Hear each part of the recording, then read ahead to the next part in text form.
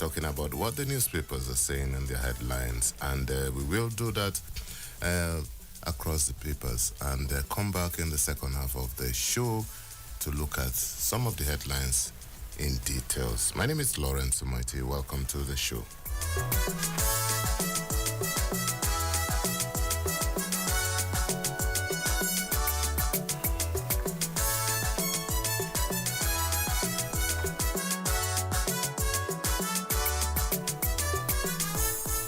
All right, we start off with the Punch newspapers, and the protests are still in the news. Russian flag, FG probes for northern political bigwig. That's how the Punch newspaper puts the story. And still staying with the Punch newspaper, import duty waiver on rice orders begins next week. 1 trillion naira spent to fight insecurity in 6 months.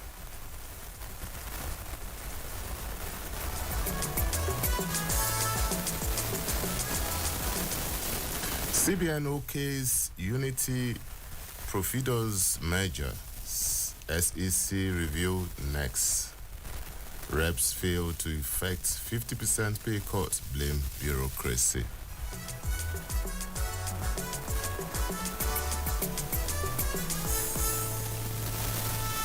Well, still staying with the Punch newspaper, 4,800 Nigerian illegal migrants rescued in 7 years. Wow, this is huge. Grandma, son, 2 others die after eating amala in Kwara State. That's a very...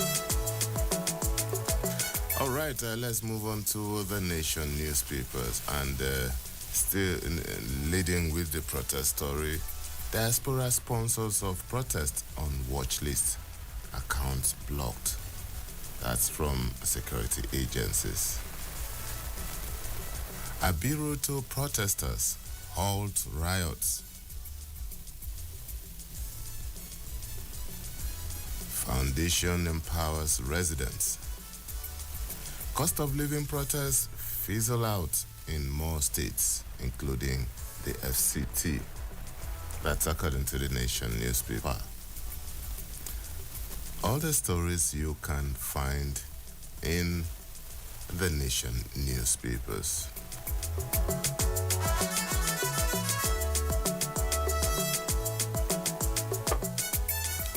And this day newspaper says next, and let's start from this. Military, we will resist at Obasanjo laments graft in oil sector, says Nigeria's over-reliance on fossil fuel banks. FG moves to revive moribund cotton textile industry.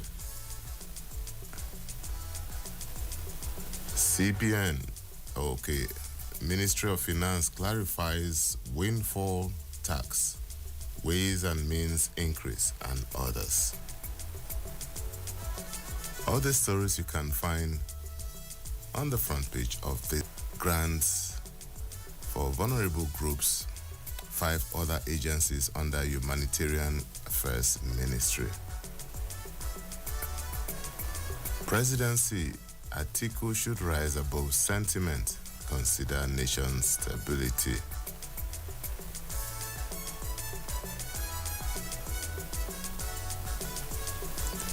Protests, some sacrifices needed to rescue economy, says Bagudu.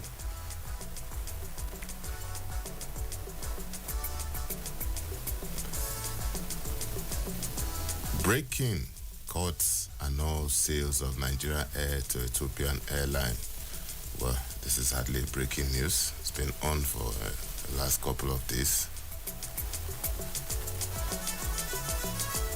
Nigeria in Paris 2024 medal zone as Oburududu hits semi-finals. Well, those are the headlines you can find on the front page of this day newspapers.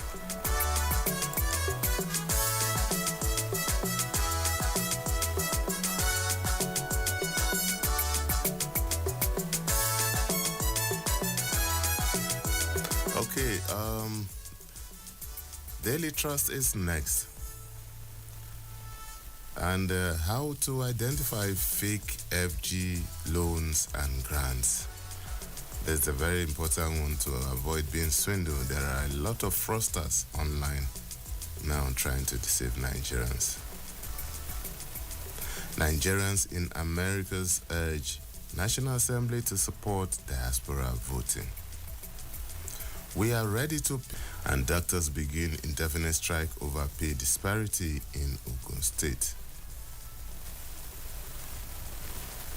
70-year-old woman and son, grandchildren die after consuming amala in Kwara. Okay, that's the story we saw in the Punch newspaper earlier.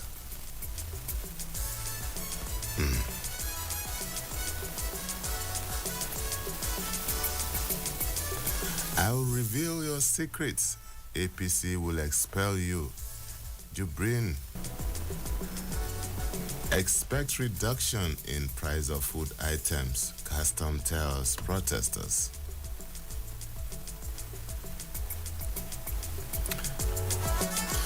All the stories you can find on the front page of the Daily Trust.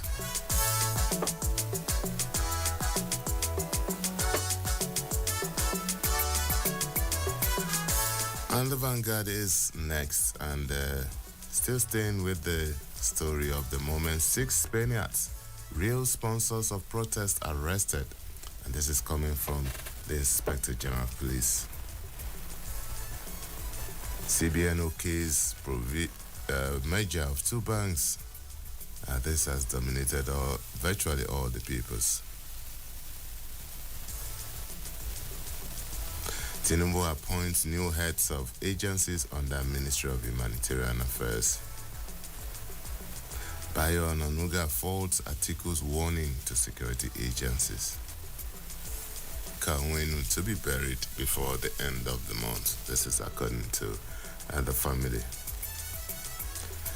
Court orders Lagos government to investigate reporter's death, prosecute killers.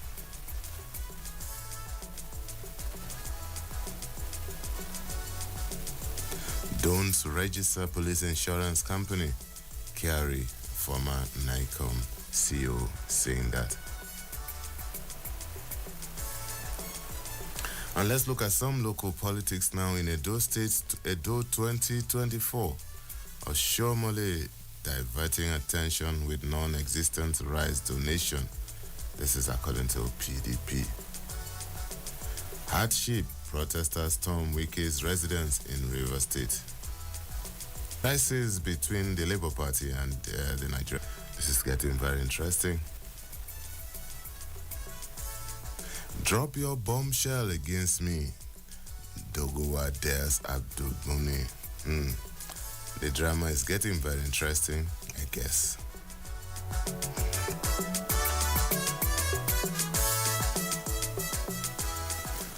Well, those are the headlines we can take until the details of some of the news from here in Abuja.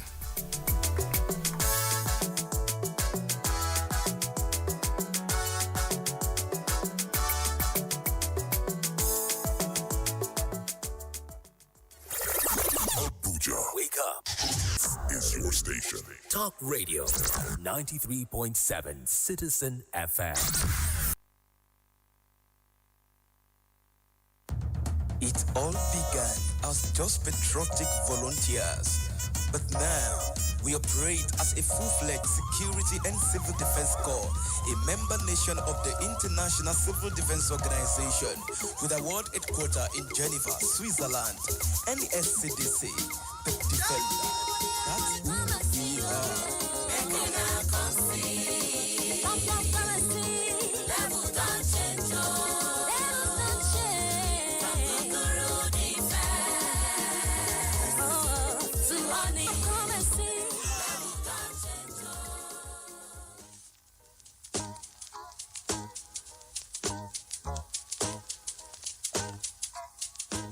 Need a lift?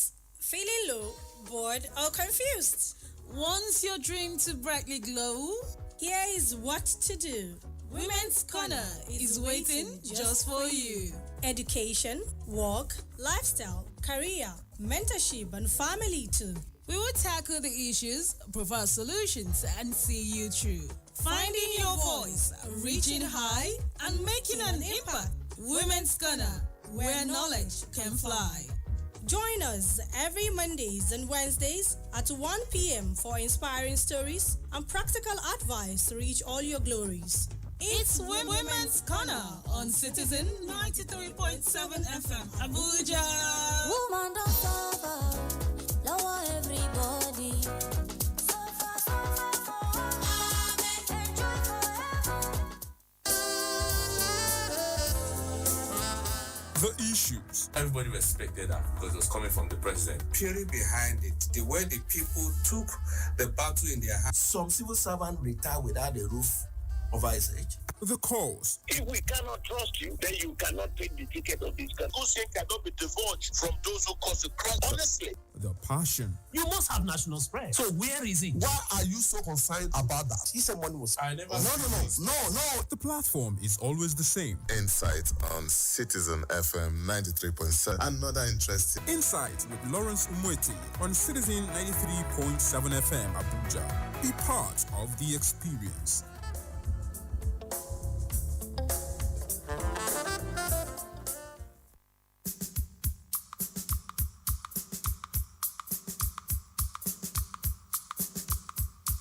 Oh yeah, oh my people, make una come gather here. Which kind tori una wan hear on Top Radio 93.7 FM Abuja every Monday go reach Thursday and the time na 5:10 wey be 10 minutes after 5. Make we talk am as e dey be.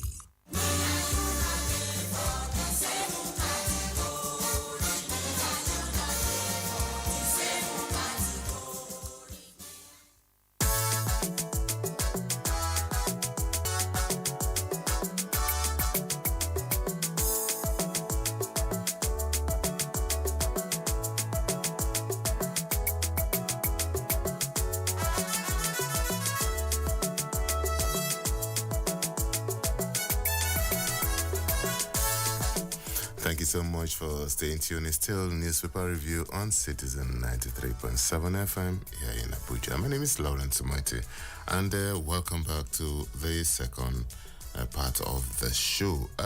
My guest is here, Mr. Salmon Salami, CEO, Citizen 93.7 FM Abuja. Good morning, Mr. Salami. Very good morning to you, the one and only Lawrence. I've been asking for it. Yes, let us savor the cold now before the heat hits us. And we know how it normally is in Abuja when the heat descends on the city. There will be hue and cry. So this weather now, let's make the best of use of it now. Okay, Mr. Salami, let's go straight to the dailies today. And where do we start from? The Russian flag. Remember, we spoke extensively about the hoisting of the flag by some youths in certain parts of the country yesterday. Unexpectedly, that also dominated in Abuja, convened by the Chief of Defense Staff. And this is where we get the story. Russian flag, FG probes 4 northern political bigwigs. Nigeria security agencies are investigating at least 4 politicians from the country's northern part over the use of Russian flag by protesters. Multiple sources told the Punch that the political bigwig who hailed from Katsina, Kaduna, and Kano were principal actors who instigated the use of Russian flag among demonstrators in the northern part of the country to fan embers for an unconstitutional change. Another source also said that there is evidence of external influence, mainly involving the politician who are conniving with a West African and European country to cause mayhem and promote the use of flags that we are seeing. Mr. Salami, just like we said yesterday, this is not something to be swept under the carpet. And thankfully, security agents... Lawrence, just like we said yesterday, that there are some Nigerians who are hell-bent on destabilizing this country. There's no doubt about that. And is it difficult to know? Thank God that the security agencies are swung into action. Thank God that they are investigating some politicians. And we should thank God again that we have somebody at the helms of the affairs, President Bola Ahmed Tinubu, who knows exactly what to do at any point in time. I've been saying it, that in any situation, you have three choices. Either to be innovative, or to be adaptive, or to be retroactive. Is innovative. Is adaptive as well. We should, more than all this, thank all the service chiefs and indeed all the security agencies that they are patriots. Lawrence, we all know what happened in the past, because you and I, we are old enough to know how things go, is to find the ember in such a manner as to prepare the ground for a violent regime change. Thank God that Wabi Musa, who is sold out to this entity called Nigeria, who is ready to defend democracy with his blood, and thank God that he's carrying along all the other service chiefs. But for that, we will have lost what we fought for. Unfortunately, quite many younger ones, or the young ones, because they have not seen what it was in the not too distant past, what we went through under the military, what Nigerians really see is the solution or is an option. It is not, in capital letters. Can never be. The military can never be an option. And we are saying this with all emphasis at our command. The unguided or misguided use. So, Sojaji cannot muke any so. Not again in this country. Never again in this country. Thank God that we have a chief of defense staff who is fully in charge, who is a patriot, who is ready to defend democracy. We take this for granted. And those who are taking, some people paid with their blood, quite many indeed, paid the supreme price. All right, Mr. Salam is still talking about the service chiefs, and it was very significant yesterday, the move by the chief of defense staff, because after the security meeting with the president and with the narrative you've just spent, especially with some youth across the northern part of the country, and people beginning to think that it might even be visible, talking about the call of the military, the chief of defense staff and his colleagues had to move swiftly by convening a press conference attended by all the service chiefs and heads of other paramilitary organizations. It was very significant, and the chief of defense staff was very blunt on the fact that that era is gone, that the military is professional, the military will stick to its professional duties and calling, which is the protection of Nigeria from internal or external aggression, whatever the case may be. And each of the service chiefs spoke in this direction. Mr. Salami, maybe we should just even take an insert from the Chief of Defense Staff, General Musa, on the press briefing yesterday. I want to appreciate Nigerians for their understanding, for their commitment to upholding the law and order. We had issues the past few days, but you can see that people have seen reason for us not to continue with the destruction, to stop the looting, to stop giving opportunities for others to subvert our nation, to destroy our nation, but to join hands together with the security forces to make Nigeria better. We want to assure them, we on this side, that we are fully committed. We love Nigeria, we love the country.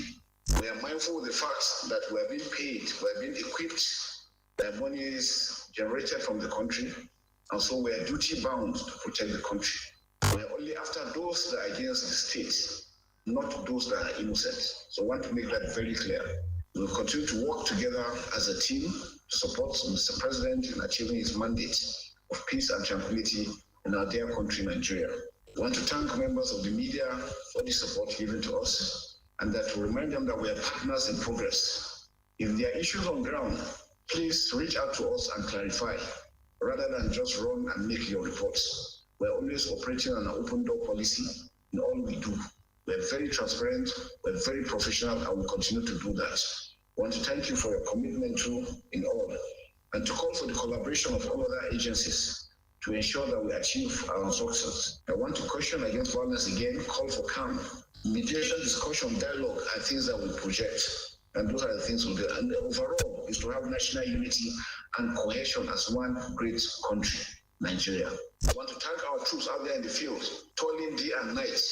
Despite the risk to their lives, separation from their families, they've continued to forge forward.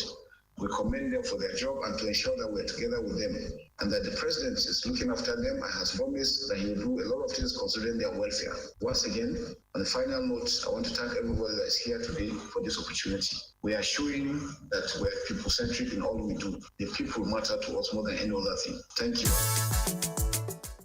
Mr. Salami, that was very symbolic for the fact that this sends a very strong signal that no matter the machinations of the naysayers or those who do not armed forces will not be swayed by such Lawrence, if I am a lecturer and I'm to teach the subject called patriotism, I will just bring General Chris Musa into the classroom. All I will tell my student is, you may not know patriotism, but you have seen patriotism. Seeing patriotism is better than rhetorics. Leading by example is better than precepts. Millions of precepts. Honestly, what this creature of God called General Chris Musa did yesterday is, this is the new Nigeria and a new Nigerian that we have been talking about. He did not come alone. He came with all the service chiefs, including the Commandant General of the Nigerian Security and Civil Defense Corps, including the woman in the immigration boss. In immigration. I saw it and I was telling myself that, God, I thank you for having this man called General Chris Gwabi Musa at this particular hour, the naysayers, the intent to hear is the martial song. Are rooting for a regime change, violent overtake of an elected government. The government should not sweep this under the carpet. Whoever is involved in this should face the music. Nobody should be spared. The federal government should come very, very hard. They should pay the price. We are saying this. Why? We are saying this because we know. We are saying this because we all know what we went through during those days of the military. And quite many Nigerians will not forget in a hurry what we passed through. We did not hand this democracy on a platter of gold. In fact, under the military, we thank God that we have a professional army now. Those who are sold out to protecting Nigeria and who know that, yes, we are being paid to do nothing but defend Nigeria, defend the government, and defend democracy. May God bless all well-thinking and well-intentioned Nigerians. All right, well said, Mr. Salami. You see, today's edition of the newspaper review, we don't know for Nigeria as a nation to survive, because anything outside that, nothing can be done. The program cannot come in if the integrity of Nigeria is threatened. We cannot move about and do our business if there is no entity called Nigeria. So as media, as a professional media, we also contribute our quota to make sure that whatever it is to keep this country together, we need to encourage that. And that's why we are beaming the searchlight on this, because a lot of people think it's just a one-off thing, but it's not, because those of us who were old enough in the 80s, we knew how the regime of Shehu Shagari, it just took them less than 2 weeks, 3 weeks before the reality dawned on them. And they knew that they had made a great mistake. And it took how many years? Several years after that before democracy could be restored. Several thousands of lives lost, including media men, including children, including students, activists, including market women, including innocent civilians who were just trying to make a living over the years, just because of that silly mistake, because of that decision to throw away the baby with the bathwater. And on this station, we say, no, never again. We can never be used. And we hope that our colleagues across other specters of the media would not also be used, because the question you ask yourself, those of them who are faceless for now, cowards that they are, they do not have the courage to come out openly to say this should be done. But they hide and use innocent, gullible, young Nigerians. They're not even in the country. And if it happens, we know that they will be the first to leave the country and leave us to carry the can. Mr. Salami. The whole of today will be devoted to this. And we are proud that we are in the forefront of promoting the unity of this country. We are proud to say that at Citizen 93.7 FM, it is no, capital no, to regime change. No. Well, you can be part of this show. The lines are open now. You can call us on 0903 2229 You can also call us on 0818 222205. You can also call us on 0818 2222 The WhatsApp portal is also open. You can use that either to call or send a message. Mr. Salam is still talking about this. The IGP, that's the Inspector General of Police, who was also part of the briefing yesterday, also announced that the government security agencies have blocked external funding for the protests, and there's those outside the country funding these members, the accounts and everything. Security agencies have identified and blocked sources of external funding for the protests in the country. Inspector General of Police Kayode Gbetukun stated this at the joint press conference hosted by the Chief of Defense Staff. Maybe we should also take an insight from the IGP. Mr. Lawrence.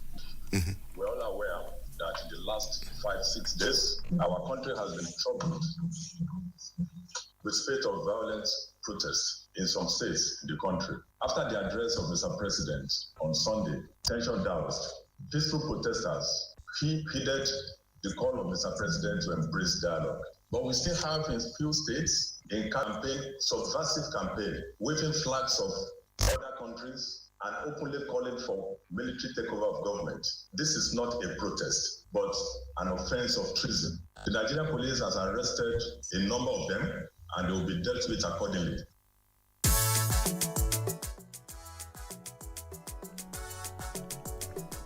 Mrs. Salami, that was the Inspector General of Police. You were about to say something. Yes.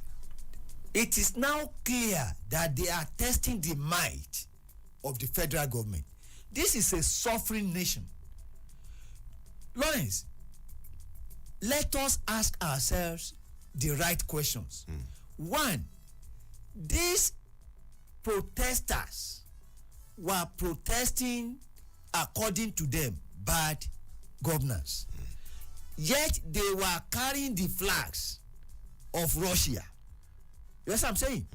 And these were mere looking at them, urchins, with due respect, and people that supposedly were not well educated. Who sold the flag for them? How did they get the flags? What was it meant to symbolize? Why were they holding it? Quite many of them didn't know why they were holding the flag. They were just giving the flag. Or what it was. They were just holding something. for what it was worth. But those who are using them must pay for this. The country must go after them. They must know that there is a government and this should not be swept under the carpet.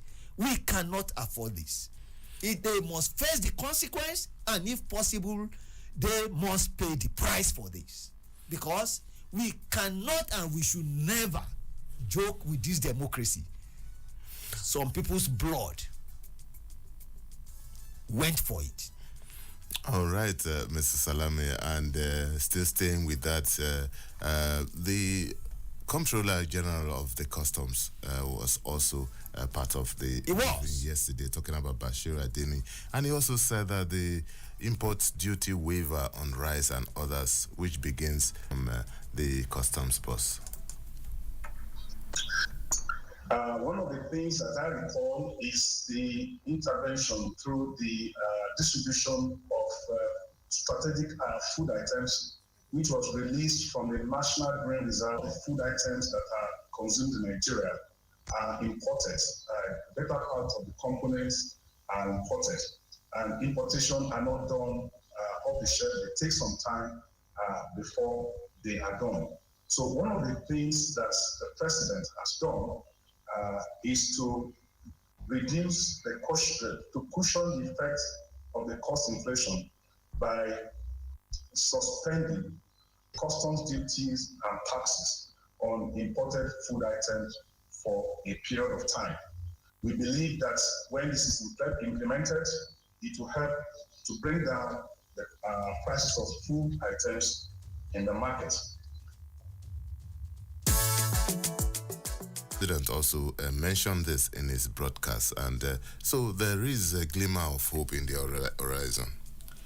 We thank Almighty God that for intention Nigerians who in one way or the other have a grievance, genuine grievance, to place body is saying that all is well. No. No. There is no doubt that there is economic hardship in the land. There is no, it's not pretended.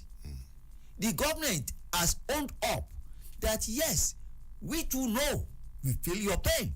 And there are so many policies and programs on ground to at least alleviate the sovereigns. This government needs more time. We are not the spokesperson of the government.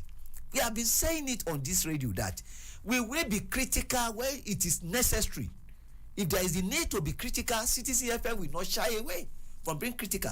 We will, of course, not be hostile. Let's know and let us believe that we do not have any other country except Nigeria. Unless there is peace in this country, we cannot go about our lawful duties. In fact, as media men purveyors of news, we will find it extremely difficult to do our job. We should know that a leech that thinks is killing the dog, the day the dog is dead, the leech is gone. All right, Mr. Salame, I just like the last part of your submission. While we emphasize the need for patriotism and all that, we would also use opportunities like this to also call on our elected officials, especially at the state and local government level, to also live to their billing. Known as when you know that in your constituency, hunger is the order of the day. Some of these things provoke people who are poor. And this is the time for you to educate, for you to explain things to your constituency. If you're a lawmaker, during this period, you don't have any business in Abuja. You should be in your constituency, holding town hall meetings, holding strategic meetings with stakeholders in your constituency, and letting them know what is at stake, and letting them know the limit to protest, the limit to violence, and so many other things on behalf of majority of people. And when you don't let a lot of them know what is happening, I watched a clip of some youth who looted a library in Kano, and my heart, I felt bad. Ironically, some people were saying, oh, why did they leave the books intact and went for some other things? For me, I was happy because they did not destroy the books. although they don't know the value of the books, but they didn't destroy the books, which was a good thing for me because that heritage was preserved. I would have felt bad or worse if the books were destroyed and the other equipments like television, computers were left. For me, those things pass from generation to generation. So I'm sure that a lot of those young boys and girls, if they had people who spoke to them, who explained to them that, look, yet unborn can walk in and read and know what happened several years ago. So we need our lawmakers, we need our councillors, we need elected officers to also help the government at other levels to make sure that some of these things are also, this responsibility is also shared. Well, Lawrence, let me first call you a professor. Professor Lawrence, thank you very much. Because you have told us your own version and why they did preserve the books. We all know why they did what they did. Let's leave that. The point is this. It is now visible to the blind, audible to the deaf, and now perhaps tangible to the paralytic that this is no more a protest. It is no more a protest. It is a riot with a view to ensuring a regime change. And those who are responsible, the sponsors should be unmasked. They should be punished. They should be punished because this, our democracy, should not be taken for granted.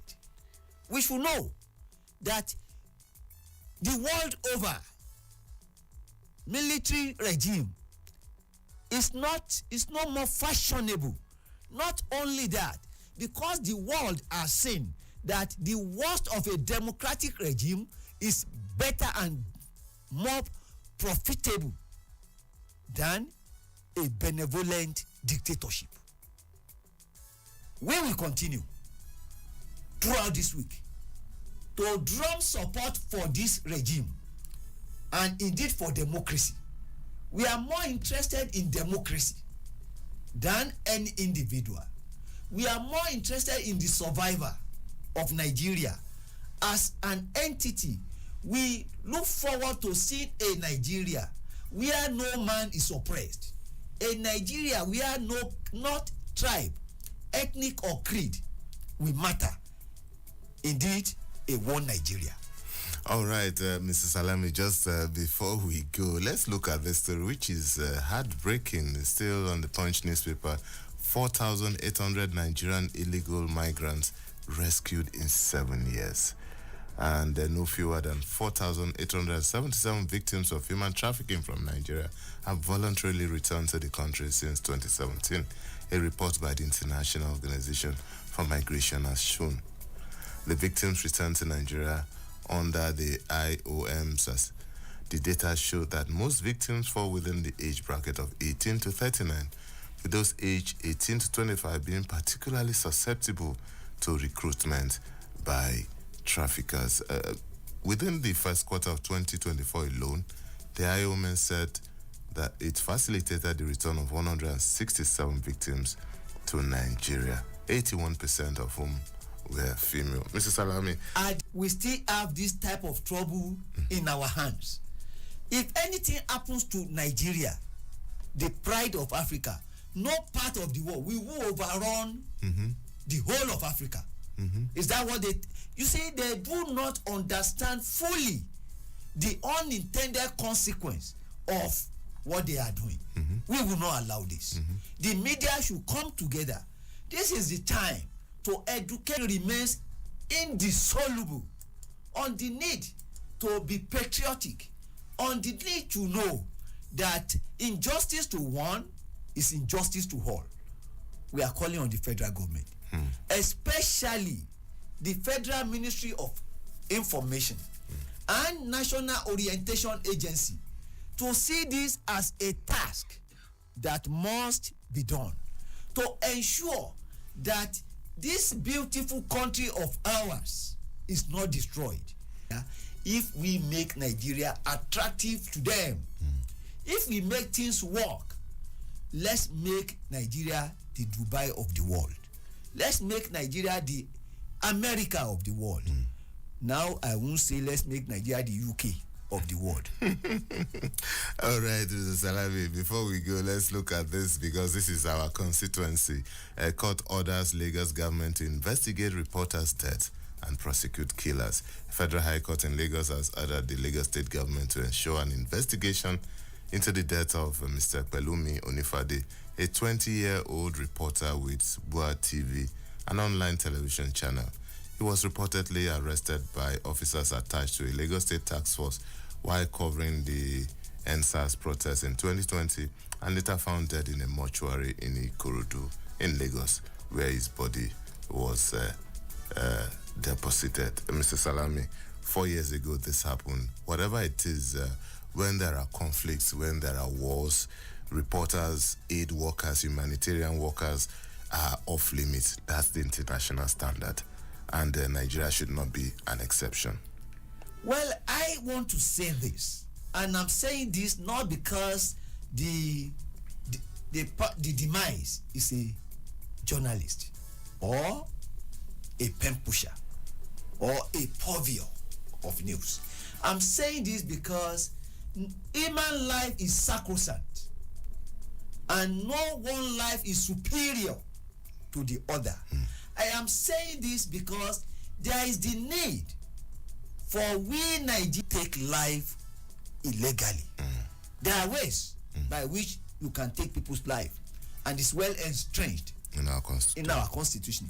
But what I'm saying is this: please do not see pressmen as enemies. In fact, we are partners in progress.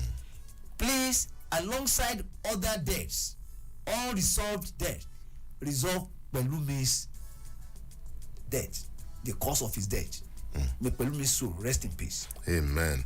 Well, we leave it at that. Mr. Salami, thank you so much for your insights on this show today. As always, very educative and informative.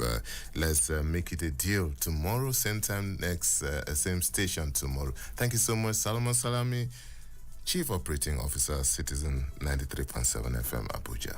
It's a pleasure being here, sir. Well, that's a package on the program today. We'll return tomorrow with another edition. My name is Lawrence Moiti. Enjoy the rest of your day.